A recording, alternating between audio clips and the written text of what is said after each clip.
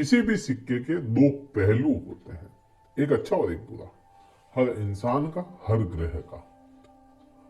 साढ़े साथी का समय मीन राशि को चल रहा है और मीन राशि को इसका असर भी आना शुरू हो गया। एक साल हो गया साढ़े साथी चलते हुए। अब इस साढ़े साथी में शनि देव अस्त हो रहे हैं। आपको प्रभाव अच्छे आएंगे।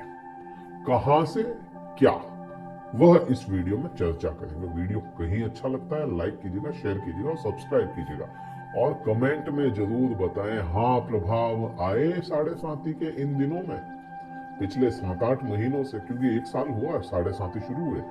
और अगर आप पे असर आया है साढ़े साथी का कि हाँ बुरा असर आया, अच्छा आया, जैसा भी आया बताएं जरूर, ताकि पता चले कि हाँ असर आ रहा है। अब यहाँ पे असर आप पे क्या आएगा शनिदेव का अस्त होने का, वह चर्चा करते हैं। तो अस्त कब हो रहे हैं? 11 तारीख को। किससे हो रहे हैं? सूर्य से हो रहे हैं और आपके 12वें भाव में हो रहे हैं। शनिदेव आपके 12वें भाव के स्वामी हैं और 12वें भाव में ही हो रहे हैं। आपके लिए मारक ग्रह होते हैं। शनिदेव शत्रु ग्रह है मीन राशि के लिए और वह अस्त होकर के आपके 12वें भाव के जितने भी दुष्परिणाम थे उनको कम कर देंगे। जैसे प्रभाव क्या है? जैसे आपके ऊपर किसी प्रकार का एलिगेशन लगा पिछले दिनों, तो वह कमजोर होगा। एलिगेशन, झूठे इल्जाम लगे, वह कमजोर होंगे। पति पत्नी के आंतरिक संबंध जो दुनिया को ना दिखे, केवल पति पत्नी तक सीमित रहते हैं, खराब हुए वह ठीक होंगे। बहसबाजी पति पत्नी में होना वह ठीक होगी। यहाँ पर यह सारे ही प्रभाव ठीक होते हुए दिखेंगे। यहां तक तो अपने को शनि देव का अस्त होना समझ में आता है कि 12वां भाव। खर्चे आपके अनलिमिटेड हो गए थे या खर्चों पर कंट्रोल नहीं आ रहा था, तो वह भी थोड़े से कम होंगे।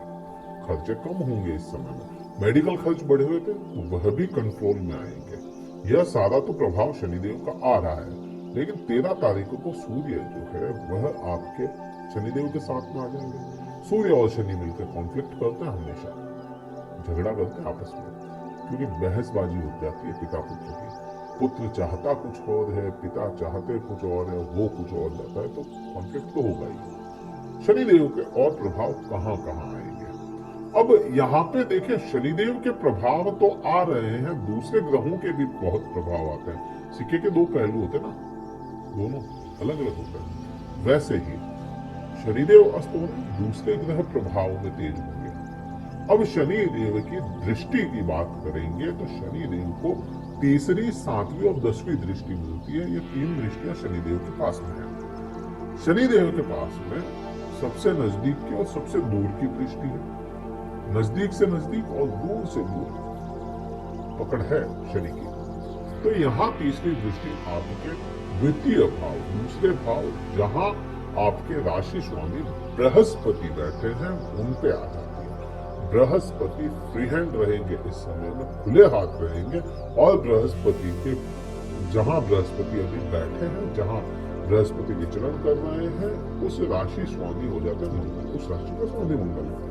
मंगल अपनी उच्च अवस्था में, मीन्स बृहस्पति को और ज्यादा सपोर्ट मिल जाएगा। तो यहाँ आपको बहुत अच्छा असर बृहस्पति लेकर के आएंगे। सबसे पहला असर होगा आपके वाणी में।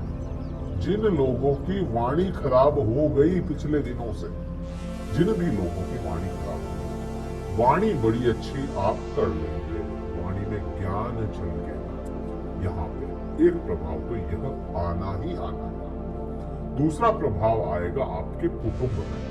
कहीं ना कहीं कैसे भी करके कुटुंब का साथ मिलेगा, चाहे अच्छे की वजह से चाहे बुरे की वजह से, कुटुंब इकट्ठा आपका होगा। यहाँ दूसरा प्रभाव कुटुंब से, ये तो कुटुंब हो गया। तीसरा प्रभाव क्या आएगा? यहीं से, दूसरे भाव से आपको कुटुंब से कुछ ना कुछ चीज, आपके पैतृक चीज आपको मिले।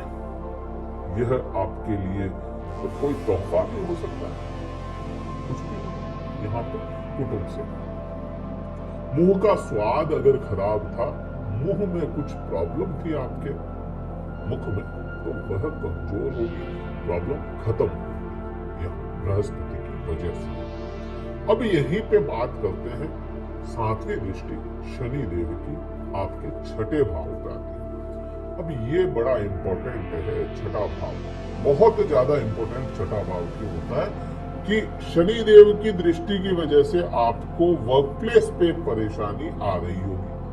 आप अगर कोई जॉब करते हैं, रोग आपके बढ़े होंगे, ऋण आपके बढ़े होंगे, शत्रु भी आपके बढ़ गए होंगे, दुर्घटनाएं आपकी बढ़ गई होंगी, छोटी छोटी चलते चलते ही लग जाए, छोटी छोटी ही सही लेकिन लगी जरूर, यहाँ पे चोट लगना, तो यह सभी चीजें आपको देखने को मिली।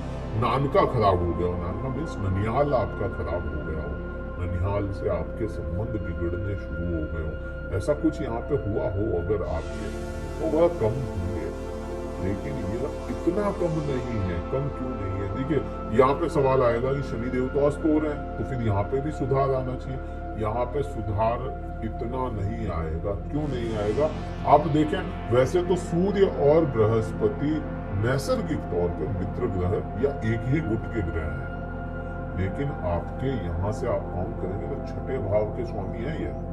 छठा भाव आपके जीवन का कह सकते हो रोग शत्रु ही है, तो यह नेष्ट ग्रह अच्छा ग्रह नहीं माना जाता। और इसके स्वामी खुद यहीं पे देखेंगे, 13 तारीख को सूर्य आ जाएंगे यहाँ पर, 13 तारीख से सीधी सूर्य की दृष्टि यहीं पर रहेगी, आपके छठे भाव पे रहेगी, तो यहाँ पे छठे भाव से बहुत ज्यादा रिलीफ मिलने की संभावनाएं नहीं है आपको। यह बिल्कुल सत्यता है, डरने वाली बात नहीं है। लेकिन अब यहाँ पे क्योंकि लग्नेश और आपका जो अष्टम भाव का स्वामी, आपका भाग्य भाव का स्वामी मंगल, दोनों मजबूत अवस्था में है, तो आपको संभाल जरूरी है। लेकिन यहाँ का तो प्रभाव यही आ रहा है। बात करते हैं 10वीं दृष्टि की। 10वीं दृष्टि आपके भाग्य भाव पे। आपने महसूस किया होगा, यह तो हुआ ही होगा, यहाँ पे जिसके भी हुआ कमेंट करके बताइए। भाग्य बहुत बड़ी चीज है। भाग्य जीवन में हर इंसान अपना कर्म करता है। कहते हैं कि भाग्य आदमी खुद का लिखता है, बिल्कुल सही बात है। कर्म से भाग्य लिखा जाता है, बदला जा सकता है, लेकिन भाग्य इंसान लेकर के भी पैदा होता है। कई लोग ऐसे आपने देखे तो कुछ भी नहीं करते, उनका भाग्य बड़ा बलवान है, वो कुछ के कुछ बन गए, जबकि उनके पास में कुछ भी नहीं था। कल तक वैसे ही घूम गए थे, भाग्य ने साथ दिया और एकदम से उनको अपॉर्चुनिटी मिली और वह काम कर। तो आप लोगों का भाग्य पिछले एक साल से भाग्य आपका साथ नहीं दे पा, प्रॉपर साथ नहीं मिला आपके भाग्य का। तो यहाँ पे इस समय में भाग्य का साथ मिलना तय है। क्यों तय है? क्योंकि भाग्य के जो स्वामी होते हैं मंगल ग्रह होते हैं, और मंगल ग्रह अपनी उच्च अवस्था में है। वह अवस्था जहां पे कोई भी ग्रह सबसे ज्यादा अच्छा रिजल्ट दे सकता है, वह अवस्था में मंगल बैठे है।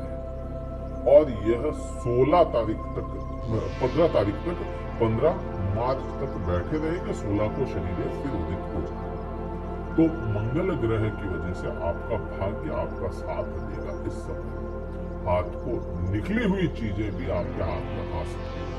जो आपने चीज छोड़ दी वह भी आपके हाथ में वापस से आएगा। जो काम छोड़ दिया वह काम आपके हाथ में आएगा। जो लाभ छोड़ दिया वह लाभ आपके हाथ में आएगा, क्योंकि लाभ भाव के स्थान पर मंगल जाकर भाग्य और लाभ दोनों में यहाँ पे इस समय में आपको मिलने के योग्य है। उपाय क्या करेंगे इस समय में? इस समय में आप दूसरा कोई उपाय पे ना जाए। यहाँ पे इस समय में आप केवल और केवल सूर्य को जल अर्पण करने का काम करें, सूर्य को जल अर्पित करें और मंगल के लिए कुछ ना कुछ करते रहें। मंगल आपको अगर अच्छी पोजीशन में है तो आप मंगल का बीज मंत्र ही जाप करते रहें। मंगल का बीज मंत्र गूगल से आप सर्च करेंगे, आपके अकॉर्डिंग आपको मिल जाएगा। 2-3 तरह के बीज मंत्र है मंगल के, तो वह जाप करें प्रातः समय में।